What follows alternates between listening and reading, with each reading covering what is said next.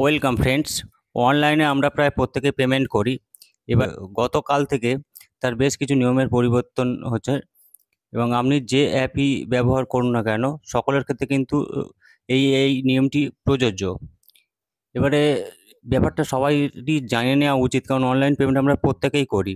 কারণ বিভিন্ন খবর, বিভিন্ন ফেক নিউজ চারদিকে ছড়িয়ে পড়ছে। তাই অবশ্যই আমাদের এই অনলাইন পেমেন্টের যে নতুন নিয়ম 1 আগস্ট থেকে চালু হয়েছে সেটা জেনে নেওয়া উচিত। তো কারণ এগুলো যদি আপনারা জেনে নেন অনলাইন পেমেন্টে কি নতুন নিয়ম এসছে, তাহলে আমাদের মতো সাধারণ মানুষের ক্ষেত্রে কিন্তু বিশেষভাবে সুবিধা হবে। তো চলুন আমরা এবার শুরু করি যে নতুন কি কি নিয়ম এখানে আসতে চলেছে। তো আপনারা অনলাইন পেমেন্ট হিসেবে যেগুলি ব্যবহার করেন সেগুলো মূলত গুগল পে, ফোনপে, পেটিএম বা ফোনপে। তো আপনারা যে অ্যাপই ব্যবহার করেন না কেন সবার ক্ষেত্রে এই অনলাইন পেমেন্টের নিয়ম কিন্তু একই হবে। প্রথম যে নিয়ম এখানে আসছে অনলাইন পেমেন্টের ক্ষেত্রে সেটা হচ্ছে balance check per day per app 50 transaction. অর্থাৎ আমরা প্রত্যেকেই কিন্তু ব্যালেন্স চেক করি, আমরা যে অ্যাপই ব্যবহার করি না কেন, গুগল পে বা ফোনপে, সেক্ষেত্রে কিন্তু যে নিয়মটা বলা হচ্ছে আপনি প্রতিদিন পার ডে পার অ্যাপে আপনি 50টা ট্রানজ্যাকশানের ব্যালেন্সটা আপনি চেক করতে পারবেন। অর্থাৎ আপনি যদি একই ফোনে বা একই অ্যাকাউন্টে গুগল পে বা ফোনপে ব্যবহার করেন বা পেটিএম ইউজ করেন, একটা অ্যাপে কিন্তু 50 বার ব্যালেন্স আপনি চেক করতে পারবেন। এবারে দেখুন যে আমরা যারা সাধারণ মানুষ তাদের ক্ষেত্রে কিন্তু বারবার অর্থাৎ 50 বার ব্যালেন্স চেক করার প্রয়োজন এসে পড়ে না। কিন্তু একমাত্র যারা ব্যবসায়ী আছে তাদের ক্ষেত্রে কিন্তু এই 50 বার ব্যালেন্সটা চেক করার প্রয়োজন হয়ে পড়ে। তো তাদের ক্ষেত্রে তারা একটা অ্যাপে 50টা ট্রানজ্যাকশান তারা চেক করে দেখতে পারে। তো এটা একটা নতুন নিয়ম অনলাইন পেমেন্ট, যেটা ওই গতকাল থেকে শুরু হয়ে গেছে। এবারে ব্যালেন্স চেক করার মধ্যেও একটা আলাদা নিয়ম করা হয়েছে, যেটা বলা হচ্ছে যে post transaction available balance will be displayed automatic. অর্থাৎ আপনি যদি কাউকে টাকা পাঠান তাহলে সেখানেও কিন্তু সরাসরি আপনার ব্যালেন্স কত থাকছে অ্যাকাউন্টে সেটা সরাসরি দেখিয়ে দেবে। সুতরাং আমাদের ওই 50 বার ব্যালেন্স চেক করার প্রয়োজনও হয়ে পড়ে না। এবং যখনই আপনি টাকা পাঠাচ্ছেন সেক্ষেত্রে আপনার ডিসপ্লে করে দিচ্ছে, মানে মেসেজ করে জানিয়ে দেওয়া হচ্ছে যে আপনার অ্যাকাউন্টে কত ব্যালেন্স আছে। পরবর্তী সেকেন্ড যে নিয়মটা আসছে সেটা হচ্ছে যে limit on links account checks. অর্থাৎ আমার মনে হয় যে এইটাও আপনাদের মানে সাধারণ মানুষের খুব একটা প্রয়োজন হয় না। সাধারণত দেখা যায় আমরা যারা অ্যাকাউন্ট লিঙ্ক করা আছে, যার সাথে পেটিএম বা গুগল পে অ্যাকাউন্ট করা, সেখানে সাধারণত একটা অ্যাকাউন্টে করা থাকে। যাদের ক্ষেত্রে দুটো বা তার বেশি অ্যাকাউন্ট লিঙ্ক করা আছে তাদের ক্ষেত্রে ঠিক আছে, সেক্ষেত্রে এই নিয়মটা একটু জটিল হতে পারে। এবারে সেখানে দেখাচ্ছে যে বলা হচ্ছে যে limited to 25 times per app per day. অর্থাৎ আপনি অ্যাকাউন্টে আপনি পার ডে পার অ্যাপে 25 বারের বেশি কিন্তু অ্যাকাউন্ট ওরমভাবে চেক করতে পারবেন না, ঠিক আছে? সুতরাং সাধারণ মানুষের ক্ষেত্রে এটা কোনো সমস্যা হবে বলে আমাদের মনে হয় না। যে আমাদের কোনো একটি অ্যাপে, কোনো একটি পেটিএম বা গুগল পে বা ফোনপে অ্যাপে কতগুলি অ্যাপে আমাদের সাথে আমাদের ব্যাঙ্ক অ্যাকাউন্টে লিঙ্ক করা আছে সেটা আমরা সবাই জানি।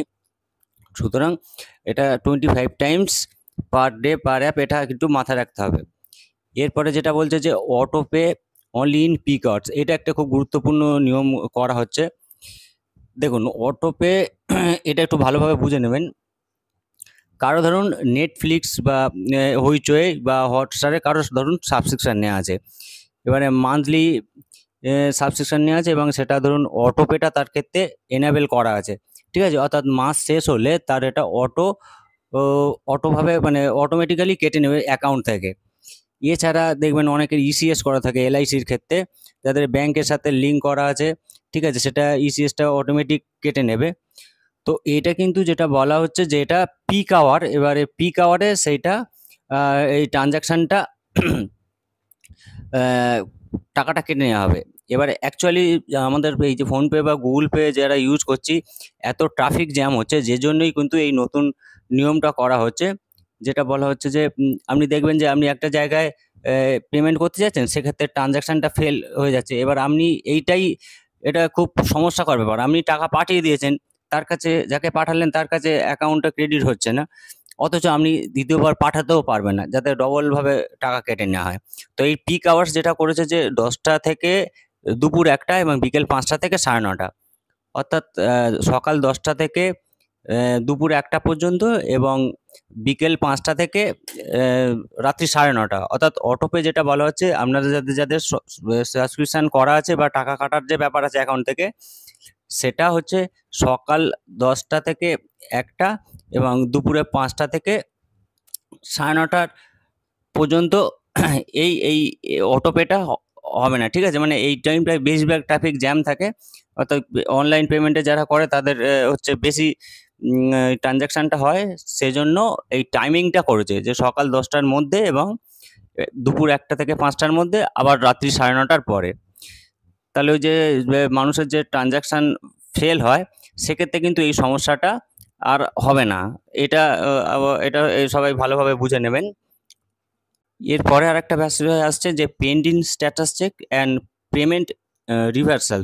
অর্থাৎ আমি যেটা বলছিলাম যে আপনি ধরুন একজনকে টাকা পাঠালেন, আপনার ব্যালেন্স কেটে নেওয়া হলো এবং তার কাছে টাকাটা ঢুকলো না। এবারে আপনি তাকে স্ক্রিনশট পাঠাচ্ছেন, তিনিও আপনাকে স্ক্রিনশট পাঠাচ্ছে যে আপনি দেখাচ্ছেন যে টাকা কেটে নিয়েছে, অথচ তার কাছে অ্যাকাউন্টে ক্রেডিট হয়নি। এবারে পেন্ডিং শো করছে তার কাছে, আপনার কাছে ধরুন পেন্ডিং শো করছে। এই ক্ষেত্রে একটি সমস্যাটা হয়।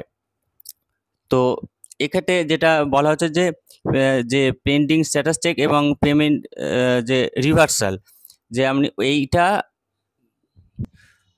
অনেক ক্ষেত্রে কি হয় যে টাকা পাঠানোর পরে কিছুক্ষণ পরে আপনার কাছে সেই টাকাটা অ্যাকাউন্টে আবার রিভার্স হয়ে যায়, ঠিক আছে? অর্থাৎ অনেক সময় দেখা যায় আপনি টাকা পাঠিয়েছেন কিন্তু সেই টাকা তার এতে ঢুকতে পারলো না, সেটা আপনার অ্যাকাউন্টে ক্রেডিট হয়ে যায়। এক্ষেত্রে যে নিয়মটা করা হচ্ছে 3 Times with a gap of 90 seconds. অর্থাৎ আপনি টোটাল 3 বার চেক করতে পারবেন এবং এটা মিনিমাম 90 সেকেন্ডের গ্যাপের মধ্যে এটা করতে হবে।